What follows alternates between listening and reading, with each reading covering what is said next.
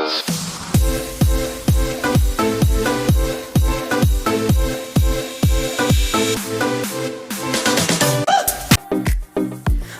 hapon mga ka-peeps! Nagpapalik ang inyong certified Northern Summer Vlogger, Moto Vlogger.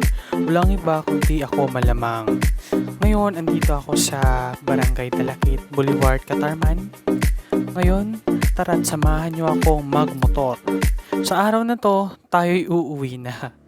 Nakakapagod kaya magmotor. Joke lang po. Bago tayo magpatuloy, huwag kalimutan magsuot ng tamang safety gear tulad ng helmet at iba pa. Hindi, wow. Kaligtasan ay importante mga kapips. Dapat ninyong tandaan po yan. Okay? Nakalimutan akong sabihin. Kasama ko pala dito yung mga kaibigan ko noong kabataan ko pa.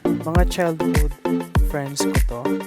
Mga kapitbahay lang ba? Yan, yung dalawang yan ako nag-overtake na wala sa lugar. Yan. Pero thankful ako dyan kasi sinamahan ako kanina pa mula sa Bubon papuntang Rosario at sinamahan din nila ako papuntang UAP sa paghatid sa kapatid ko. O, diba? Ang loyalist naman ng mga to. O, palingon-lingon pa to eh. Sige nga. O, diba? Uulitin pa talaga yung pag overtake na walang ano tawag ito? Basta yun na yun. Yan, no? Paturo-turo pa ako dyan pero di ko alam kung ano sasabihin ko.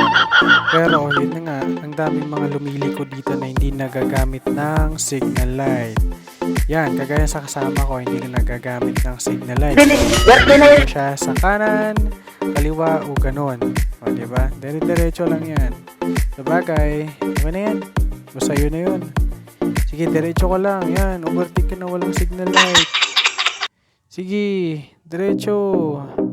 Oh, ang Shell daw malapit na. Mga 200 meters daw.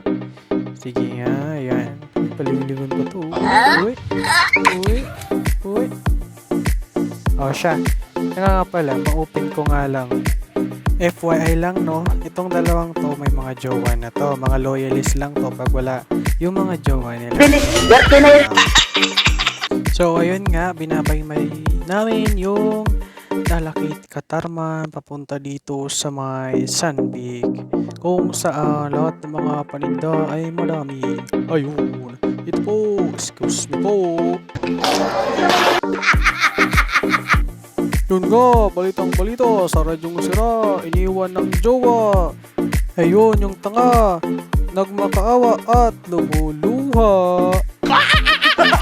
Huwag ka naman real talk, beshi. Diba? O sige nga, ito.